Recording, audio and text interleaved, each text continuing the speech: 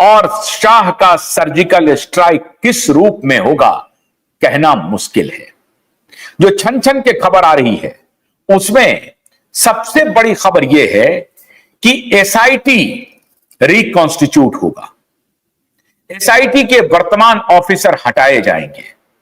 ये एसआईटी के वर्तमान ऑफिसर तो वैसे भी हटेंगे क्योंकि हम लोगों ने इनके ऊपर आपत्ति जताई है। Supreme court, high court litigant association जिन्होंने पीआईएल पहले फाइल की थी उन्होंने आपत्ति जताई और अब दिशा के पिता सतीश साल्यान ने भी आपत्ति जताई है कि इस एसआईटी पर भरोसा नहीं है। यह एसआईटी रिकंस्टिट्यूट होगा। समीर बानखेड़े का मुंबई आना कुछ इशारा तो नहीं कर रहा, मैं कंफर्म नहीं कर रहा हूं, लेकिन समीर बानखेड़े एक आईआरएस ऑफिसर हैं और उनका अगर ट्रांसफर नारकोटिक्स डिपार्टमेंट में हो सकता है तो समीर बानखेड़े का ट्रांसफर एसआईटी के लिए क्यों नहीं हो सकता है? और अगर समीर बानखेड़े को एसआईटी का चीफ बना दिया गया तो क्या होगा? समीर बानखेड़े के पास आदित्य ठाकरे और रिया चक्रवर्ती के चैट उपलब्ध हैं। 40 बार फोन, 44 बार फोन कॉल के रिकॉर्ड्स हैं। गैलेक्सी अपार्टमेंट के आसपास किसके टेलीफोन पकड़ाए थे, ये फोन टावर के डिटेल बताते हैं, उपलब्ध है। और तभी क्यूवाइट नेटवर्क इतनी मजबूती से यह दावा कर रहा है कि मुंबई में सर्जिकल स्ट्राइक होने जा रहा है। और इसी सर्जिकल स्ट्राइक की डर से 30 अप्रैल के बाद मुंबई में हड़कंप मच गया क्योंकि ठाकरे बाप बेटे की तरफ से सैकड़ों करोड़ का बोरा जो खोला गया था, पैसे का स्रोत एक प्रकार से नदियां बहाई गई थी। सूत्र बताते हैं, मुझे आदित्य ठाकरे ने तो बताया नहीं कि किस ऑर्गेनाइजेशन को कितना पैसा दिया है, किस पुलिस वाले को कितना पैसा दिया है, लेकिन इस देश के बच्चे बच्चे को मालूम है कि कोई भी केस मैनेज करने के लिए बिना पैसे का काम मुमकिन नहीं है, चाहे आप कितने भी बड़े दोस्त हों। पैसे के बिना तो काम हो ही नहीं रहा है। हमारे माननीयों के यहां जो न्याय के मंदिर हैं, उनके पुजारी हैं, उनके यहां पैसे का तांडव हो रहा है, तो पैसे के बिना तो अब एक कदम भी नहीं चला जाता। सूत्रों के हवाले से खबर है मित्रों कि सैकड़ों करोड़ रुपया आदित्य और उद्धव का मिट्टी में मिल गया। उन्होंने मीडिया को प्रबंध करने के लिए, मैनेज करने के लिए सैकड़ों करोड़ रुपए खर्च किए। अलग अलग टेलीविजन चैनल्स, अलग अलग पत्रकारों को व्यक्तिगत रूप से, परोक्ष रूप से, सामने से, जैसे जिसको जैसे मन पड़ा वैसे आदित्य और उद्धव ने खरीदा। लेकिन इस खरीद का कोई प्रतिफल नहीं हुआ, लाभ नहीं हुआ। 30 अप्रैल आ गया और 30 अप्रैल के पहले उन्होंने, आपको याद होगा, नीलेश ओझा के ऊपर संगीन आरोप लगाया, फिर इनके पिता के ऊपर संगीन आरोप लगाया, दिशा के पिता सतीश जी के ऊपर संगीन आरोप लगाया। लेकिन ये सारे आरोप मिट्टी में मिल गए, धूल में मिल गए और कोई कुछ काम नहीं आया। उनका पूरा का पूरा पैसा डूब गया। और आज की स्थिति यह है कि अदालत ने एफिडेविट पर रिप्लाई मांगा है और इसीलिए अमित शाह का सर्जिकल स्ट्राइक अवश्यंभावी हो गया है। काम तो करेगी महाराष्ट्र सरकार, लेकिन बगैर अमित शाह के इशारे के नहीं। और इसीलिए अमित शाह और फडणवीस के बीच की जो बातचीत हुई है वो इन मुद्दों पर, इन पक्षों पर चल रही है कि क्या समीर बानखेड़े या समीर बानखेड़े जैसे ऑफिसर को एसआईटी में अपॉइंट किया जाए, क्योंकि इस एसआईटी ने हमारी नाक कटवा दी है।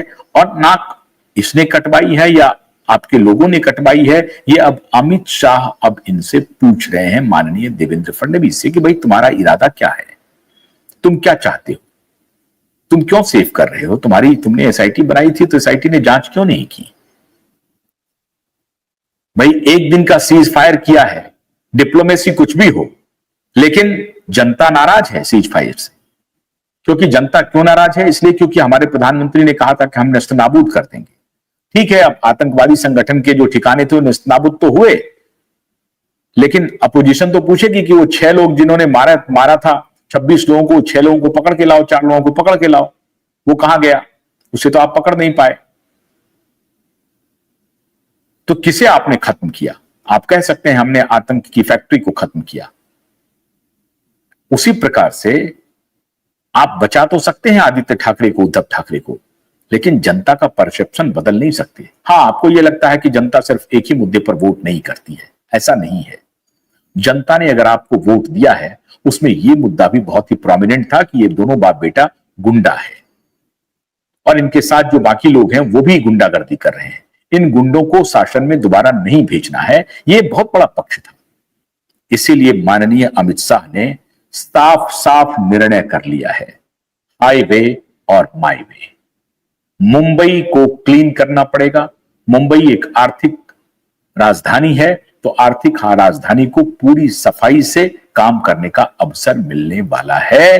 और वो सारे कार्टेल जिसे मालूम नहीं है कि वो एंटी इंडिया एक्टिविटी में अप्रत्यक्ष रूप से मदद कर रही है या प्रत्यक्ष रूप से मदद कर रही है, या तो ये अल्लड़ हैं या मस्ती में चूर हैं, पैसे इतने हैं जो कुछ भी करने की, और ताकत। कमिश्नर का बेटा मेरा दोस्त है, क्या कर लेगा कोई? सचिन बाजे जैसा क्रिमिनल को अपॉइंट करके वो अगर कमान संभाल लेता है, क्या कर लेगा कोई? मुख्यमंत्री के आदेश पर हमारा अपॉइंटमेंट हुआ है, मुख्यमंत्री हमारा आदमी, मुख्यमंत्री का बेटा हमारा आदमी, पुलिस कमिश्नर हमारा आदमी, पुलिस कमिश्नर का बेटा हमारा आदमी, और अदालत में लड़ने वाले चंद्रचूड़ के बेटे हमारे लिए खड़े होने वाले ऐसे बड़े बड़े लोग हैं। तो अदालत भी हमारा, पुलिस भी हमारी, नेता भी हमारा। डरना किस बात का? ये जो अहंकार था, इस अहंकार पर अमित शाह का चोट होने वाला है और जल्द होने वाला है, क्योंकि महाराष्ट्र सरकार को रिप्लाई फाइल करना है और रिप्लाई के लिए महाराष्ट्र सरकार को कुछ पंक्तियां नहीं मिल रही हैं। किसे लिखें, किसे न लिखें? लिखें तो फंसेंगे, न लिखेंगे तो फंसेंगे। तो महाराष्ट्र सरकार अभी गजग्राह्य, जिसको कहते हैं ना कि हाथी ने दबोच लिया है महाराष्ट्र सरकार को, और महाराष्ट्र सरकार ने यह सिचुएशन खुद बनाया है। तो महाराष्ट्र सरकार को अमित शाह जी ने कहा है कि भैया ये सिचुएशन बंद करो, पब्लिक परसेप्शन हमारे खिलाफ जा रहा है और हम लंबे समय तक ये काम नहीं कर सकते हैं। इस दोनों बाप बेटे को बचाने के लिए हम अपनी भद क्यों पिटवाएंगे? ये क्या है मेरे लिए? एकनाथ शिंदे बढ़िया काम कर रहे हैं, हम लोग जीत करके आए हैं, शरद पवार भी हमारे ही साथ खड़े हैं। इस व्यक्ति ने हमारा ख्याल तो किया नहीं, इससे हम दोस्ती निभा करके क्या करेंगे? क्योंकि अमित शाह पर आप भरोसा रखिए। अमित शाह ने ही यह कहा था, दुश्मन को एक मौका, दोस्त को 2 मौका और गद्दार को कोई मौका नहीं दो। लेकिन ये माननीय फडणवीस साहब की क्या मजबूरी है? मुंबई में रहने की एक मजबूरी है, थोड़े सदा सहता के साथ काम करने वाले नेता हैं, तो वो उनसे मिल लेते होंगे।